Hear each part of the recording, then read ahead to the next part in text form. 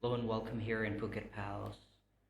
My name is Teacher Marco, and today I will be helping you out with your GED Social Studies test.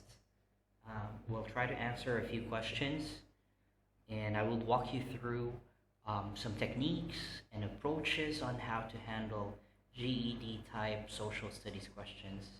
Okay, so the social studies section of the GED test will measure your knowledge and knowledge about social studies topics and how well you are able to analyze and interpret documents and other social studies information. How long is this test? It's 70 minutes. And how many questions? Around 40 to 46 questions. But today I have prepared around 31 questions, I think. And on your GED test, 50% of it will focus on the US government and civics. The rest will cover US history, economics, and geography in the world. So um, it's pretty simple. As long as you keep on practicing it and try to expose yourself and trying to expose yourself through a lot of uh, questions that might come out in the GED test. So stick around and we'll try to discuss these questions. All right, let's begin.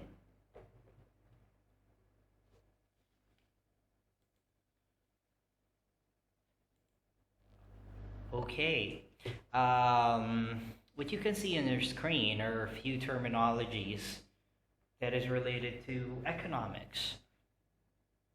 What I advise you to do, since this is a video, just click on the pause button and have some time to read because these terminologies are necessary.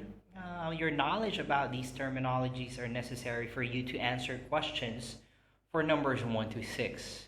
So go ahead and hit on the pause button. And once you're ready, we'll go ahead and continue with the questions. Okay, let's begin. Question number 1. We'll do 2 or 3 questions at a time, okay? The amount of money a publicly held company sometimes distributes to its shareholders usually comes from what source? Meaning, if you have some shareholders in your company, and of course they are shareholders, they will need a part of the money that you earned. So among these options, where will you get the money to give it to them? All right, try to analyze it. And in number 2, in many years, Japanese businesses earn more money from American customers than American businesses earn from Japanese customers. This imbalance in Japan's favor describes what fact of American economic life today? Yeah, of course. A lot of gadgets come from Japan, and a lot of American consumers are buying that rather than American electronics and inventions being sold in Japan. All right. So try to check out these 2 questions, and once you're ready, you can hit on the play button. You can pause it for now and have some time to think.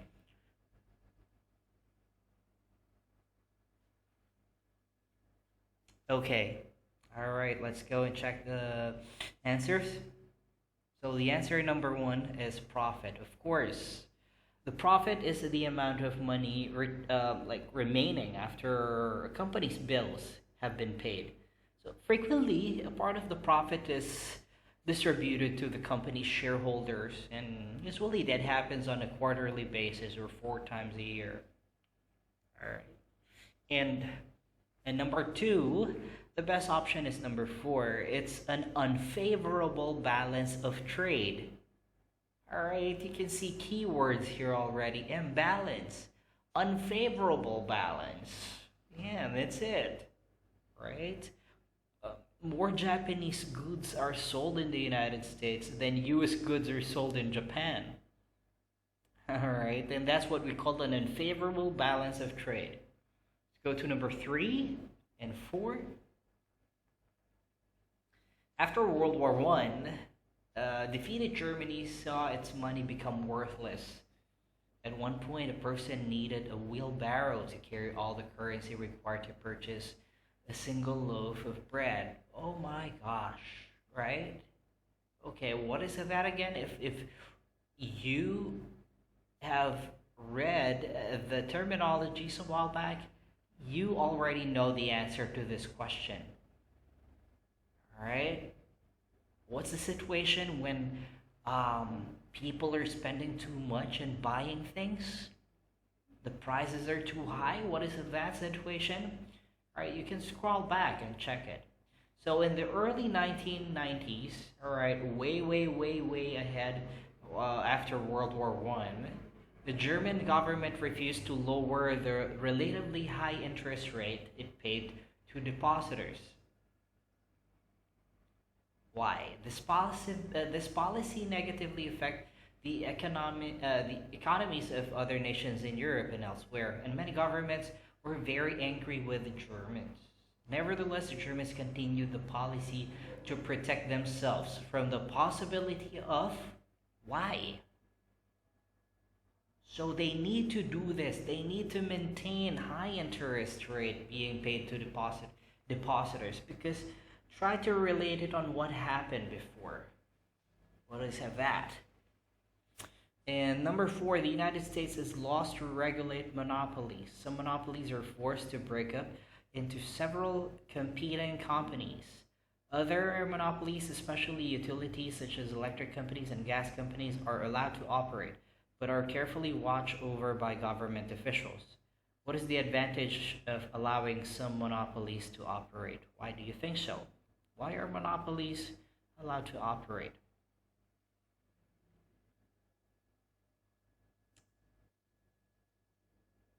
Just keep on doing it, okay? Just try to pause and then have some time to think so that I won't spend too much time staying quiet on the video, okay? So just hit on the pause button and then I'll go directly with the answers. Okay, so in number 3, the answer is runaway inflation. Go back to the chart a while back where the terminologies that were discussed a while back and inflation means.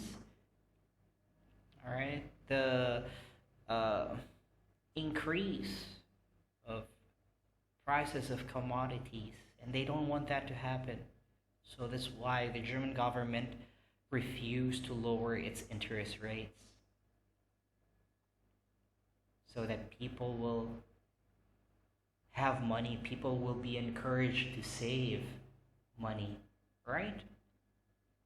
Number 4, the best option here is number 1, because monopolies are allowed to operate under government supervision, so to benefit the customers of the monopolies. So choice number 1 is correct. Number 4 sounds correct, but it's not that complete. All right. Number 5 and 6. Company whose cost of production increased while the selling price of its product stayed the same would probably experience. Yeah, so for example, you have a bakery, you're baking some bread, and suddenly the prices of flour increased, but you keep on selling the bread at the same price. What will happen to your business? And number 6, under communism, the government controlled the means of production.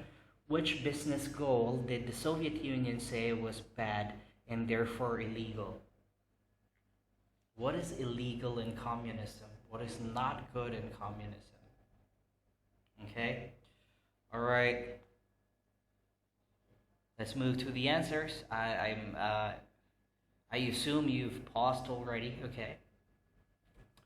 So, number 5, the answer is lowered profitability. Of course, you will not earn that much if you will keep on selling the bread in the same price, even though the prices of flour increased. Okay, so number 5 is 4. And number six is to profit. All right. One of the major beliefs of communism is that no enterprise should earn a profit. According to this view, profits are ill-gotten gains. So, thus, yeah, number two is the correct answer. Okay, let's go to number seven. And 7 to 10, okay, take a look at this graph. So, we don't have the percentages here, but if you will compute, probably, or assume this, we'll assume that Europe is 90%. We'll assume that this one is around 8. Or no, around 6, and this one is 4%. So this one is around 90%. So it's showing us the rate of immigration to the United States when? During 1900s to 1910. All right. Let's proceed with the questions. Number 7, the period from late 1800s to early 1900s was a time of discrimination against people from Japan and China who wanted to immigrate to the United States. Which statement concerning the circle graph describes an effect on that discrimination?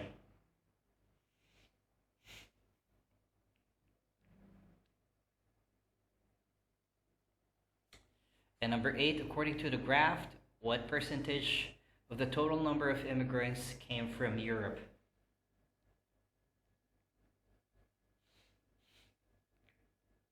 Okay, let's proceed with the answers. Number 7 is 5. Yeah, because of discrimination, only a very small percentage of total number of immigrants to the United States came from Asia. As you can see in the graph, it's pretty small, right? While Europeans, they're composed of 90% in the graph, right? Why do you think so? Okay, of course, it's all because of racism. Take a look at question number 9 and 10. The early 1900s were a time when most immigrants traveled by boat to the United States. European immigrants landed and were processed through Ellis Island in New York Harbor. Asian immigrants landed and were processed through Angel Islands in San Francisco Harbor.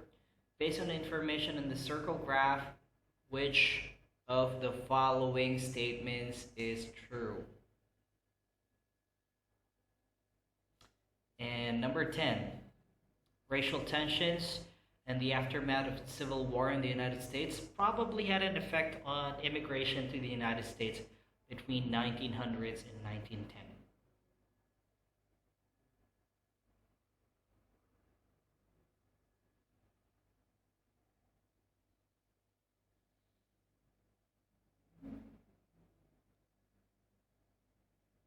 Go back to the Civil War. What is it about?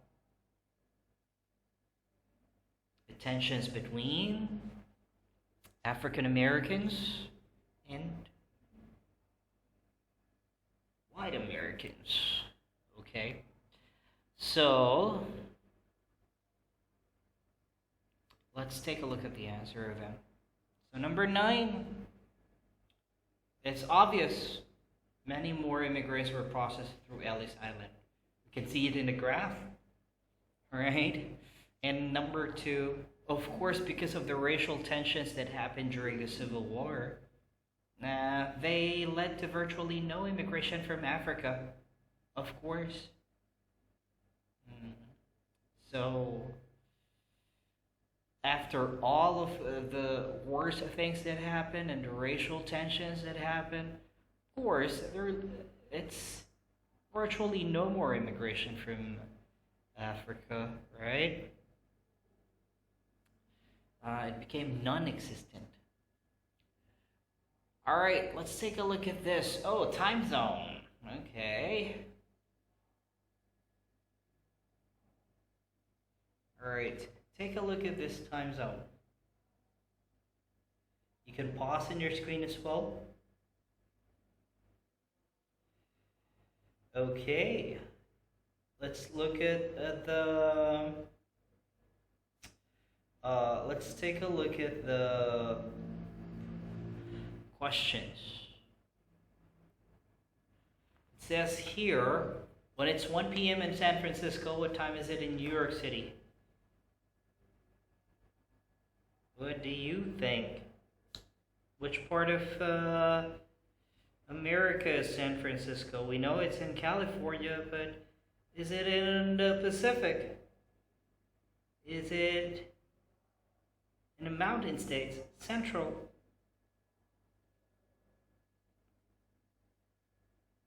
Or eastern states?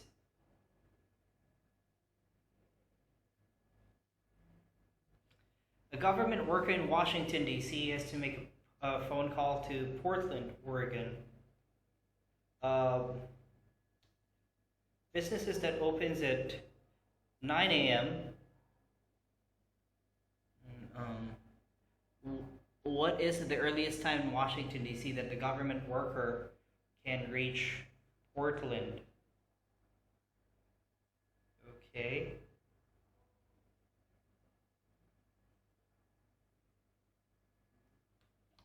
All right.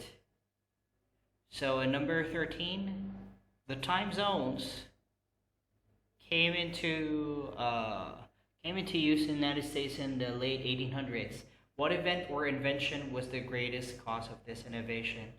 So somehow you have to know at least basic locations of the states and also a few events that happened in 1800s in the development of time zones.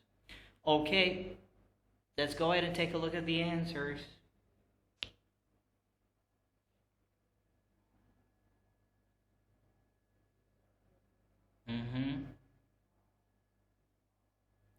Okay. Let's go with number 11. When it's 1 p.m. in San Francisco, what time is it in New York City?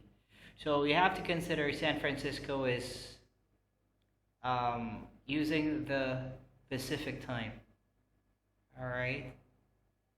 It's San Francisco is in California. It's using the Pacific time, and New York City is located in the eastern part of the United States, so they're using Eastern time. So if it's 1 p.m. in San Francisco, and what time is it in New York? Of course, it's a 3-hour difference. Okay, let's go back to the map. So it's 1 p.m. here, it's 4 p.m. there. 1, 2, 3, 4. New York is around this area, and San Francisco is around this area. Okay? Now let's go back to the questions. So now it's almost the same. So a government worker in Washington, D.C. has to make a phone call in Portland, Oregon. Opens at 9 a.m. So where is Oregon? And where is Washington, D.C.? Remember, okay, Washington, D.C. is located in Virginia. It's different from Washington State. Okay, Washington State is just above Oregon, so they have the same time. But Washington, D.C. is in the eastern part, and Oregon is in the Pacific part. So it needs to be like 12 in the afternoon, and it's 9 a.m. It's going to be 9 a.m. in Oregon. Okay? So, don't be confused. Washington in the Pacific is different from Washington, D.C. Okay? Washington, D.C. is, sorry about that, not Virginia. Above Virginia, what is that? Maryland. Okay. So Washington, D.C. is in Maryland, close to Virginia. It's still same time zone. Correct me. So it's in the eastern part. Okay. Um, and here, in number 13, the event that happened in developing the time zone is because of the completion of the Transcontinental Railroad. So, of course, if you're managing a railroad, you should know how to manage time. Time of arrival, time of departure will be totally different between each time zone. Okay? So, that's why um, time zones were observed during that time. Okay, let's go with questions number 14 to 16. Take a look at this. Antonio Garcia owns Garcia's Goodies, a gourmet grocery store. He started in 1984. The line graph above shows the after tax profits the store generated in each year of the first decade the store was in business. Okay, wow, right. 1989, he had a huge profit, and then, oops, within a year it dropped? What happened here, Mr. Garcia? Okay, let's go back to that graph later on. Take a look at number 14. How many questions? 14 to 16, so 3 questions. Okay, let's take a look. According to the line graph, the year of the highest profit was, pretty obvious. It's in, okay, take a look and you can have your answer. Okay, number 15. When profits fell in 1990, Mr. Garcia could have successfully rectified the situation by, do we mean by rectify? Try to save or make some changes. And 16. In which year did Mr. Garcia probably hire the most employees? Take a look at that.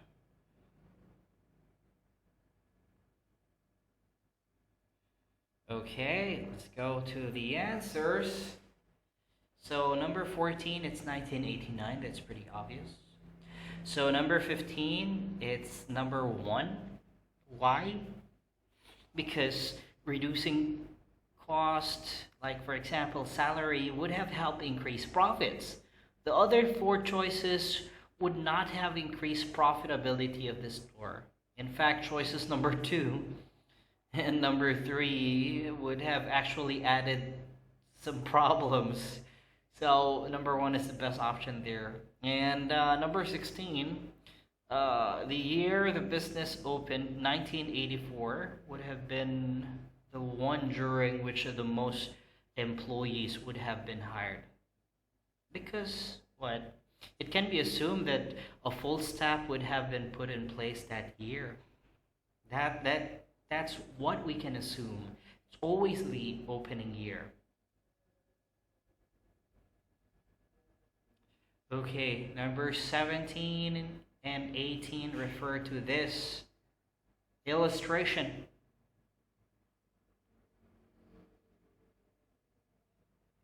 According to the illustration, which of the lettered points is found at 50 degrees south latitude and 20 degrees west longitude?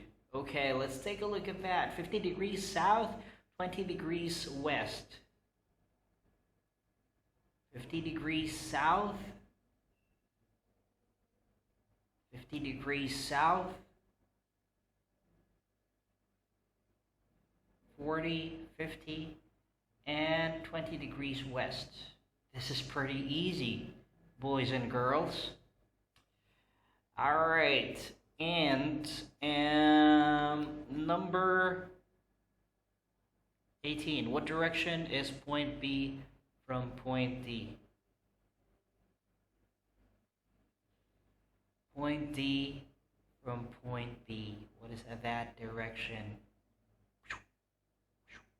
All right, let's take a look at the answers and options.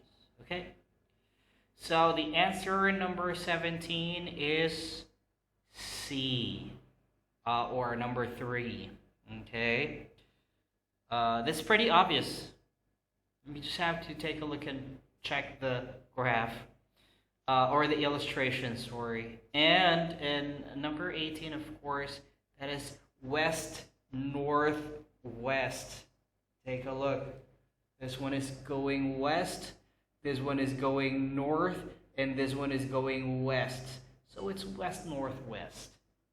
Alright, pretty obvious, girls and boys. Let's go to 19 and 20. So the gray one is 1971, the white one is 1965.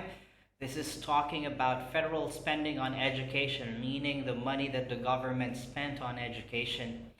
So they spent this one in billions, maybe that's around $600 million for school lunch and milk, but in 1971 it increased. So yeah, well, we'll take a look at the data. Let's take a look at the questions first. According to the bar graph, spending for which category declined between 1965 and 1971?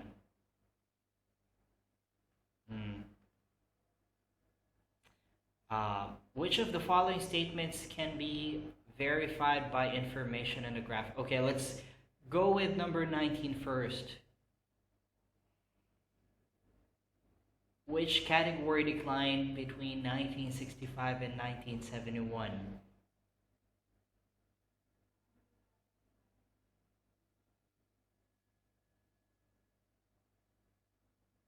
Very obvious here. Which category declined from 1965 and 1971? Meaning 1965 is higher. Which among this? Alright, try to select your answer later on.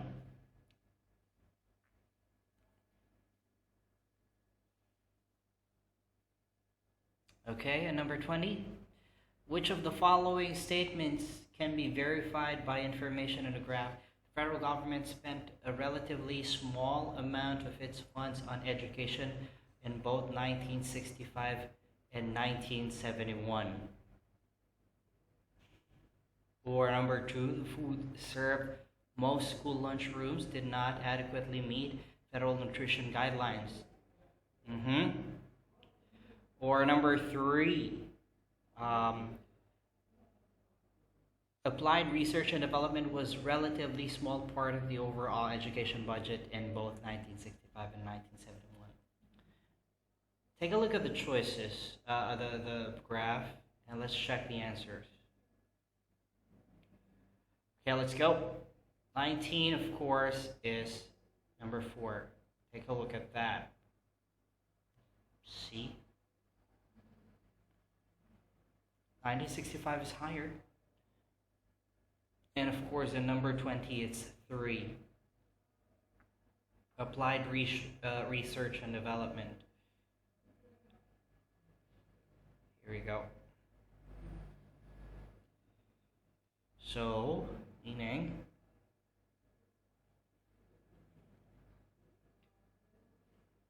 if you take a look, choices 1, 2, and 4, and 5 may or may not be true statements. They cannot be verified by the information in the bar graph.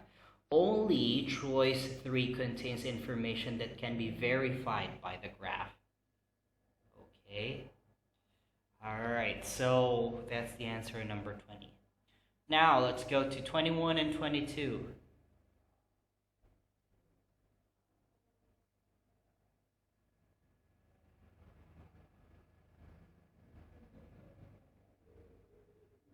Okay. Oh, these are kinds of government. Okay. Oops. I accidentally. Alright. In Iraq, Saddam Hussein ruled what type of government? And Queen Elizabeth of Great Britain and Northern Ireland is the head of A or N. So this is general knowledge that you should know in social studies. So we know that Saddam Hussein led a dictatorship, okay, for decades until his capture, okay, and execution. And we know from the keyword here, Queen, Queen Elizabeth, we only have one here, which is monarchy. Okay, monarchy. Of course, okay, is an example of constitutional monarchy. It's ruled by a king or a queen. So answers here 21 and 22. In 21, Iraqi government under Saddam Hussein, like what I said a while back, it's dictatorship.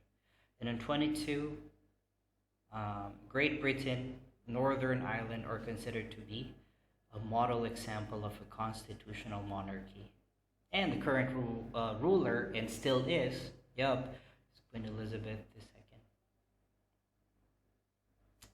Okay, let's take a look at 23. Although many others would disagree, the Irish Republic Army would probably describe the government of Northern Ireland as a or an.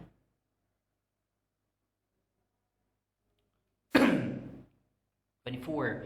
People in the United States tend to oppose dictatorship because have some time to think about it.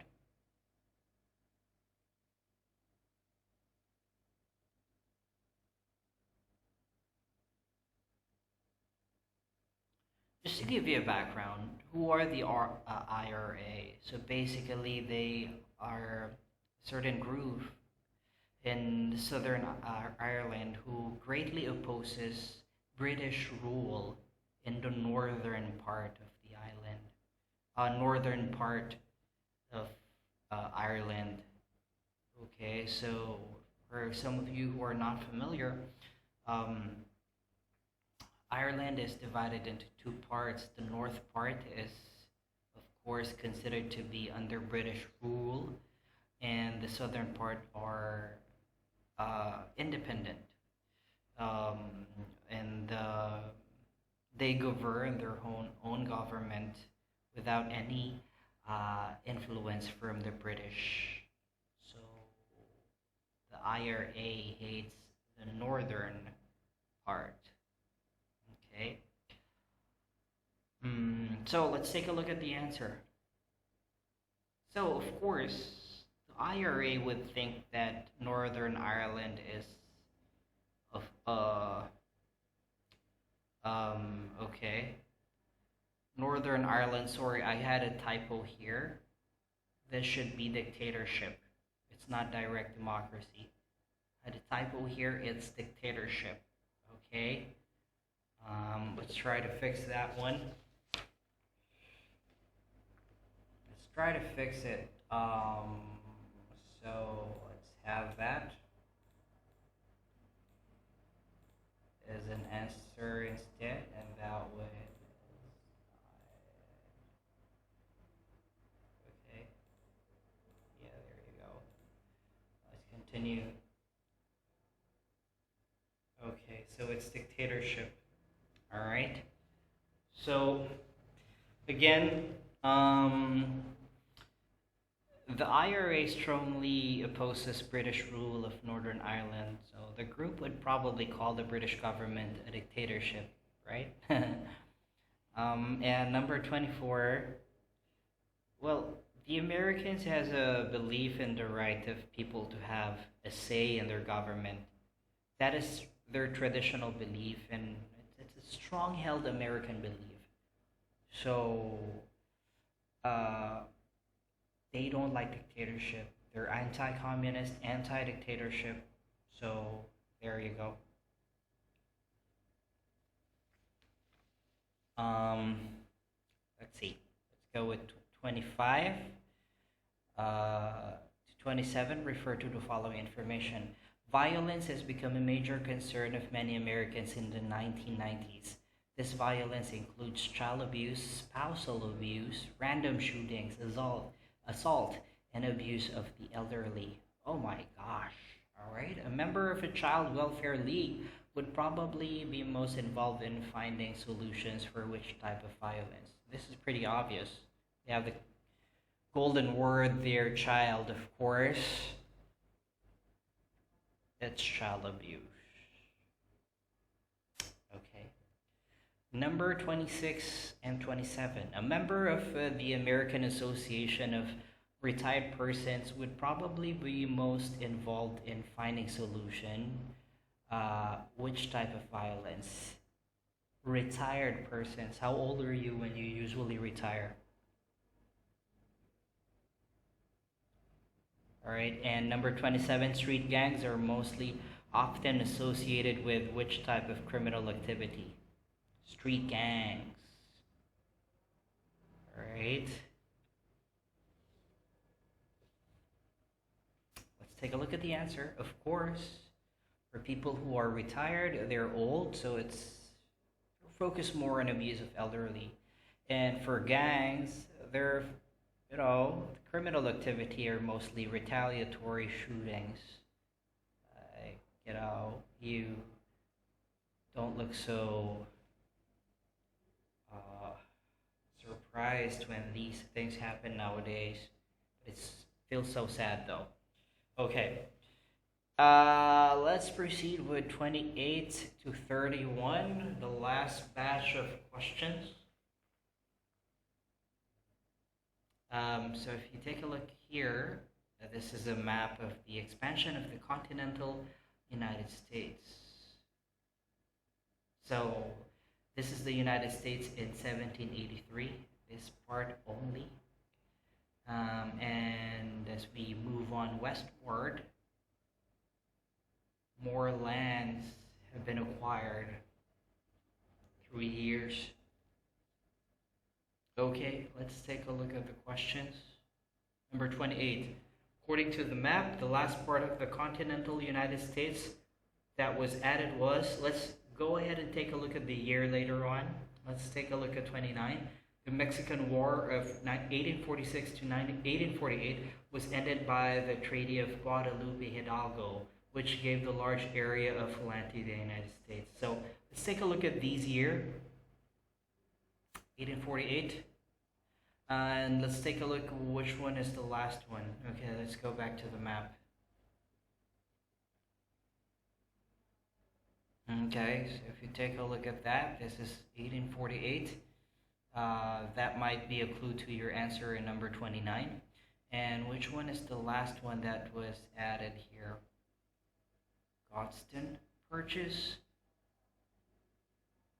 Okay, let's take a look at the options. All right. So, what will be your answer? Okay, that is pretty easy. Of course, the last part was the Gadsden Purchase, and of course, 1848, sorry, was the Mexican Secession. Okay, 1846 to 1848. Pretty obvious, you know. You will encounter a lot of illustrations, reading maps, geography, and all of these things on your social studies test. So it's not only about remembering terminologies, but also trying to understand graphics. Okay? So political cartoons, maps, charts, all of those. All right, 30 and 31. The Louisiana Purchase was made during the presidency of which of the following men?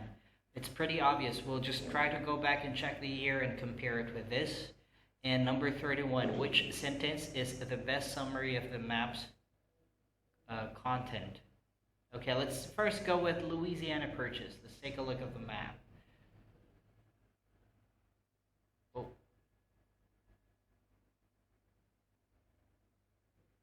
Louisiana Purchase happened in 1803.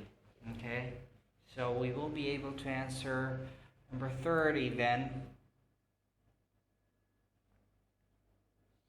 Okay, so what is your answer? Number 30? Okay, pretty obvious. And number 31, which sentence is the best summary of the map's content? Have a think and then let's answer. Okay, of course. And number 30, it's number 4. Ah, all right. 30. Okay, number 30, another typo here. Sorry, my bad. Let me edit that one. It's Thomas Jefferson. My bad. No. It's better to fix it than leaving it here, right? Okay.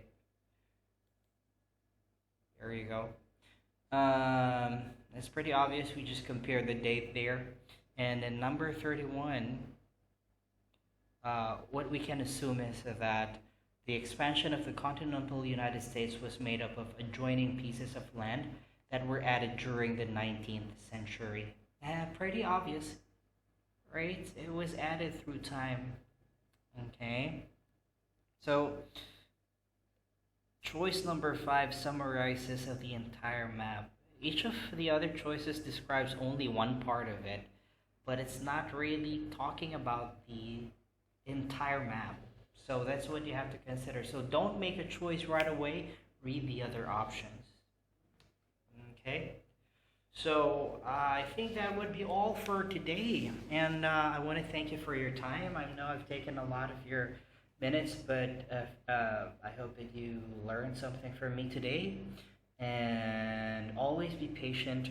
Try to expose yourself to a lot of these materials, similar materials as these. Take a lot of mock tests and answer a lot of questions, because who knows, you might be having the same questions on your real GED test. Good luck. And if you want to know more about us, please go ahead and check out our Facebook page. That's facebook.com/Phuket PALS. And we're not only focusing on GED, we're also catering to other proficiency tests. And check out our Facebook page and our YouTube channel. And please hit the like button and subscribe. All right, have a nice day. Bye bye.